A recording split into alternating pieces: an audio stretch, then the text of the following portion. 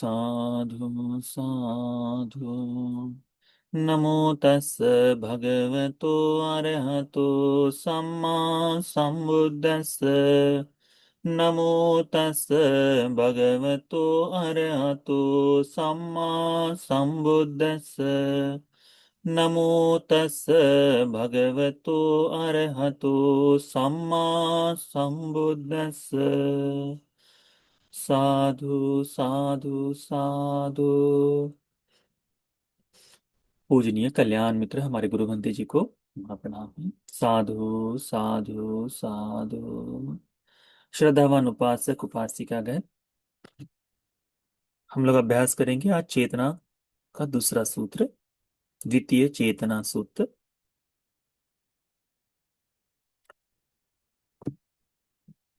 भगवान बुद्ध जी इस धर्म का उपदेश भी श्रावस्ती में ही भिक्षु को करते हैं। भगवान कहते हैं, यंच भिक्खवे चेतेति।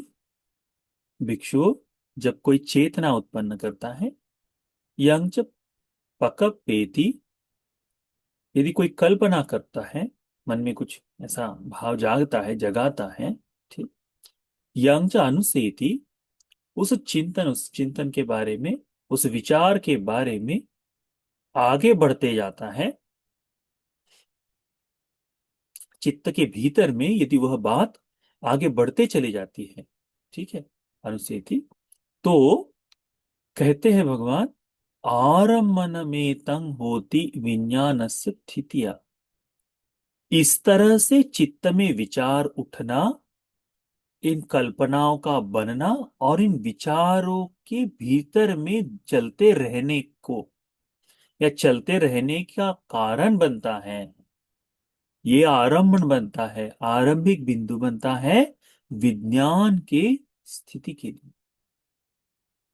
विज्ञान के लिए हेतु बनता है चिंतन का चलना। इस बात को अच्छी तरह से ध्यान में रखना चाहिए। हमारे चिंतन विचार मनन से विज्ञान के लिए कारण बनता है। आरम्भने सति, जब ये आरंभिक बिंदु हो, यदि उसका निर्मित होना है, सति पतिष्ठा विज्ञानस्थ होती, तो वह विज्ञान को प्रतिष्ठित करती है। यानी कोई चिंतन विचार यदि मन में प्रबलता से चल रहा है, तो ये चलने वाला विचार विज्ञान को बनाने के लिए काम में आता है। इस विचार के कारण विज्ञान स्थिर हो जाता है। तस्मिन् पतित्थे विज्ञाने, इस तरह से जो विज्ञान बन गया है, यह विज्ञान विरुल्ले नाम रूपस अवकांति होती। इस विज्ञान के कारण से, इस विज्ञान के परिवर्तन से यह विज्ञान नाम रूप को बनाता है करके भगवान कहते हैं। यानी ये जैसे जैसे जैसे ये विज्ञान पुष्ट होते जाएगा, जैसे जैसे ये विज्ञान मजबूत होते जाएगा, तो इसके कारण जो विज्ञान जो है बढ़कर नाम रूप में बैठता है, नाम रूप की निर्मिति करता है। इस तरह से बताएं, क्या है कि मन में चिंतन उतरता है, मन में चिंतन उठता है, मन में विचार जागता है ना, और उसके लिए मन चलते रहता है, भीतर ही भीतर भीतर ही भीतर उसके लिए काम करते रहता है। अब कई बार हमें पता नहीं चलता, परंतु भीतर ही भीतर कोई ऐसा विशेष भाव हो, ऐसा विशेष धर्म हो जो चल रहा है। ये धर्म भी विज्ञान के लिए बनता है। इसीलिए हम ये कभी नहीं बता सकते, अच्छा मरते समय तुम्हारा चित्त ऐसा ही था, इसीलिए तुम्हारा मन, तुम्हारा जन्म ऐसा ही होगा करके यह स्पष्टता नहीं कह सकते। क्योंकि उस समय उस चित्त में क्या क्या चीजें चल रही है, इसके लिए हमें आकलन करना बड़ा मुश्किल का काम हो जाता है।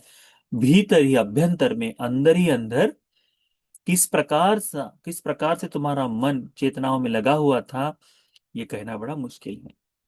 जैसे अनेकों बार कहा जाता है कि हाँ, अंतिम चेतना ही व्यक्ति का स्थिर, उसके जन्म का ये निश्चित करती है, परंतु ये हमेशा नहीं है ऐसा।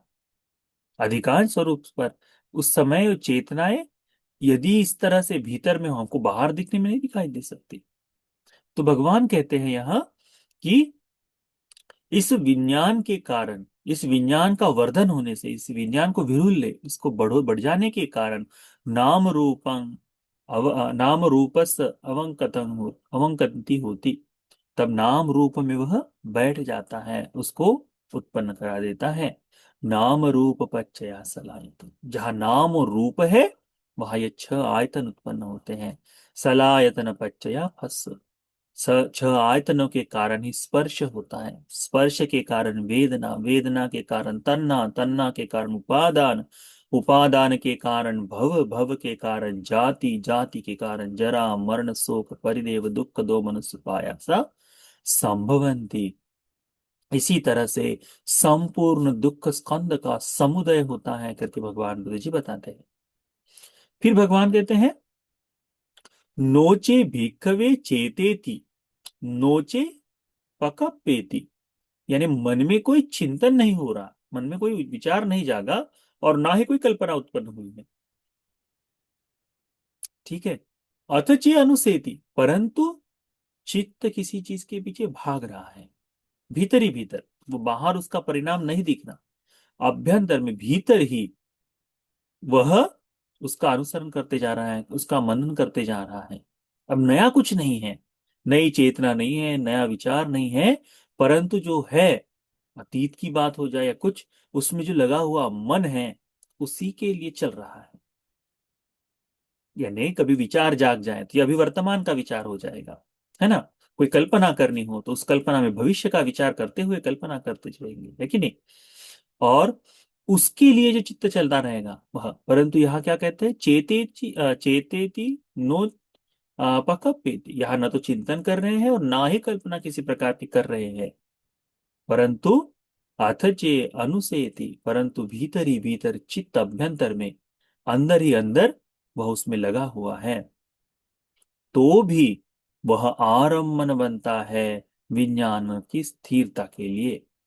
वहां भी यह चित्त आरंभिक बनता है विज्ञान के लिए, हेतु बनने वाला जो चित्त है वह वहां उत्पन्न हो जाता है। इस आरम्भन के कारण क्या होता है, आरम्भन के होने के कारण विज्ञान स्थिर होता है। विज्ञान तस्मि विज्ञान, यह विज्ञान जब बड़ा होते हुए जाता है तो बड़ा होकर यह नाम रूप को निर्मित करता है। नाम रूप के कारण सलाहित, यानी यह आवश्यक नहीं कि हर बार कर्म के लिए नया विचार ही होना चाहिए, हर बार कर्म के लिए नया विचार होना चाहिए, ऐसा नहीं है। इसीलिए भगवान बुद्ध जी ने पाप कर्म की क्षमा बताई है, कि कुछ कर्म कर ले तो क्षमा याचना कर ले, तो क्षमा मांगने के पश्चात उसके बारे में पुनः पुनः पुनः पुनः, अब पुराना ही विचार है ना, मैंने ऐसा कर लिया, मैंने ऐसा कर लिया, जितनी बार चिंतन करते रहेंगे क्या होगा, ये कहाँ चल रहा है, अभ्यंतर में चल रहा है वह। इसीलिए कुशल कर्म को पुनः पुनः चिंतन करने के लिए बताए हैं। मैंने दान दिया है, मैं दानी हूं, दूसरों के लिए नहीं है ये भीतरी चित्त, भीतर के लिए, भीतरी चित्त में ये भाव जागना चाहिए कि मैंने यह पुण्य किया, ये मेरी कुशल। इसीलिए पुण्य की पुस्तक करके भिन्न भिन्न तरह से लोगों ने बनाया है कि अतीत में इस तरह से लिखा जाता था, ये पुण्य मैंने किया, ये पुण्य मैंने किया। जब भी समय मिले इन पुण्य की पुस्तक को पलट कर, ये तरह का तुमने पुण्य किया है। अब अतीत में किए हुए पुण्य की चेतनाएं और प्रबल होती जाती है, जितना जितना उस पुण्य का चिंतन करोगे उतनी उतना पुण्य तुम्हारा और प्रबल होते भी जाएगा। ये जो चेतना है ये भीतर में चल रही है, नया विचार नहीं है, नई कल्पना नहीं है, नया भाव नहीं है, अतीत में किए हुए कर्म का, चित्त का भीतर में आरंभन है, भीतर ही ये चित्त चल रहा है। इसीलिए यह चित्त की चेतना भी मूलिक होती है, आरंभिक होती है विज्ञान की स्थिरता के लिए। जहां आरंभ होता है, जहां यह विज्ञान का हेतु बनता है, वहां विज्ञान स्थापित हो जाता है। यही विज्ञान, जो स्थिर हुआ विज्ञान, बढ़ते हुए नाम रूप को ग्रहण करता है। नाम रूप के होने से छह आयतन होते हैं। छह आयतनों के होने से स्पर्श होता है। स्पर्श के कारण वेदनाएं जागती है। वेदना के कारण तन्हा, तन्हा के कारण उपादान, उपादान के होने से भव, भव के कारण जन्म, जन्म के कारण जरा मरण शोक परिदेव दुख दोमन सुपायास। ये सभी प्रकार का, ये है ना, इसी तरह से संपूर्ण दुख का स्कंद निर्मित होता है करके इसमें हमको देखने को मिलता है। इसीलिए यदि कोई गलती हुई है तो उसे क्षमा याचना करके आगे बढ़ना चाहिए। पुण्य कर्म का पुनः पुनः चिंतन का भाव हमारे मन में होना चाहिए। फिर कहते हैं यतोच खो भिक्खवे नो चेव चेतेति। ना तो वह चिंतन करता है, नोच पक, ना ही कल्पनाएं उत्पन्न होती है, भविष्य के बारे में ना होती है। नोच अनुसेति, और ना ही उसमें पुराना चित्त चलते रहता है, या फिर पुरान तरह से चित्त के भीतर में उसका पीछा होता रहता है, नहीं हो रहा। ऐसे समय में आरम्भन में तंग न होती विज्ञान स्थितियां। तो यदि यह इस तरह से स्थिर हो जाए तो आगे मन नहीं बढ़ता, आरंभक नहीं बनता विज्ञान के लिए। आरम्भने असति पतिष्ठा विज्ञान न होती। यदि आरंभ हेतु ही नहीं है, मूलिक कारण नहीं है विज्ञान की स्थिरता के लिए, तो विज्ञान उत्पन्न नहीं होगा, स्थिर नहीं होगा। तदपतिष्ठे विज्ञाने अविरुल्ले नाम रूपस्य अवकांति न होती। यदि नाम रूप बढ़ेगा ही, होगा ही नहीं, तो बढ़ेगा कैसे? बढ़ेगा ही नहीं तो नाम रूप नहीं उत्पन्न होगा। विज्ञान के बढ़ने से नाम रूप की स्थिति आती है, वह नहीं हो रहा तो नाम रूप नहीं। नाम रूप निरोधा सलायतन निरोधो, सलायतन निरोधा पस्स निरोधो, पस्स निरोधा वेदना निरोधो, वेदना निरोधा तन्ना निरोधो, तन्ना निरोधा अ, उपादान निरोधो, उपादान निरोधा भव निरोधो, भव निरोधा जाति निरोधो, जाति निरोधा जरा मरण शोक परिदेव दुख दोमन सुपाय स निरुद्धन्ति। इस प्रकार से संपूर्ण दुख खंड निरुद्ध हो जाता है, समाप्त हो जाता है। यह पुनः पुनः दुख का जो भाव है खत्म हो जाता है करके भगवान बताते हैं।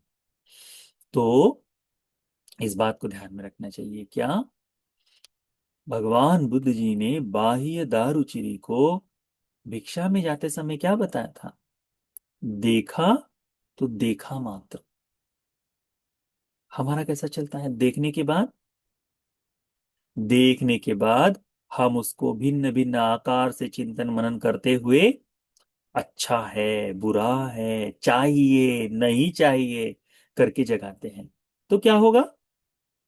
कल्पना उत्पन्न होगी, चिंतन उत्पन्न होगा, मन उसके पीछे भागते जाएगा। ये चाहिए तो चाहिए, चाहिए, चाहिए। बालक का देख लो, दुकान देखी उसने आइसक्रीम की चौराहे पे, पर घर में आने तक उस आइसक्रीम की रट्टा लगाए रखता है ना, मुझे चाहिए, मुझे चाहिए। ये है चित्त का पीछे जो भागना है ना, अनुसेती करके जो शब्द है वो उसके लिए। ठीक है, हमारा भी ऐसा है। अब ये मन चले लड़के हो जाए, किसी लड़की को देख ले, अब देखा उसने, जाकर दोस्तों में बातचीत करते समय भाई भाभी मिल गई करके ऐसा बोलते हैं, और पूरा चित्रण हुआ कब है, और उसके पीछे अब भी चित्त भाग रहा है। ये है अनसेती। तो हमारा जो मन है, देखते देखा मात्र नहीं होता। यही अब उन्हें जैसे बाह्य दारुचिरी बंदे जी को जैसे बताया भगवान ने कि देखा तो देखा मात्र, सुना तो सुना मात्र, है ना। तो यदि उस तरह से चिंतन जागे, उस तरह से हो जाए, तो चित्त में विज्ञान के आरंभन के लिए कोई जगह ही नहीं बचती। और बाह्य दारुचिरी बड़े प्रज्ञावान थे, बड़े बुद्धिमान थे, खिप्प पंजा के जैसे थे लोग, है ना। खिप्प पंजा ही थे, तत्काल धर्म को समझ गए, तत्काल धर्म को। जैसे ही उन्होंने भगवान आगे बढ़े भिक्षा की मांग कर कि बंते जी प्रवज्जा चाहिए, तो कहते भाग भिक्षा पात्र पूरे, नहीं तो नहीं लेके आओ। ठीक, भगवान आगे बढ़े, ये भिक्षा मांगने के लिए, ये क्या चीवर और पात्र लेने के लिए कपड़ा ढूंढने लगे, उतने इसमें किसी बैल ने आया उनको मार दिया, खत्म। भगवान सब आए देखे, अरे एक सन्यासी पड़ा हुआ है। भगवान बुद्ध जी आदेश देते, भिक्षु उठाओ, ये तुम्हारा सह ब्रह्मचारी है। क्षण भर में अरहत्व को बोध कर लिया। कैसे? इसी यही तो है। न चेतेति नोच पकप्येति नोच अनुसेति। इसी धर्म को पूर्ण किया है उस समय। ये नहीं हुआ तो संपूर्ण विज्ञान उत्पन्न ही नहीं हुआ। वो विज्ञान उत्पन्न नहीं हुआ तो जाति जरा व्याधि मरण शोक परिदेव दुख दो मनस्य का संपूर्णतः निरुद्ध हो गया। दुख खंड यहाँ पर समाप्त हो गया। इसी चीज को हमें समझना चाहिए। तो ये द्वितीय चेतना सूत्र हम सभी को धर्म के प्रति प्रबल चेतना, अकुशल की चेतनाओं को दूर करते हुए कुशल की चेतनाओं का अभ्यास करने के लिए, धर्म के अनुसार चित्त की चेतनाओं को जगाते हुए, निरुद्ध हो जाने वाले चेतनाओं का भाव रखते हुए मुक्ति के लिए धर्म का उपदेश उपकारी हो जाए। साधु साधु साधु।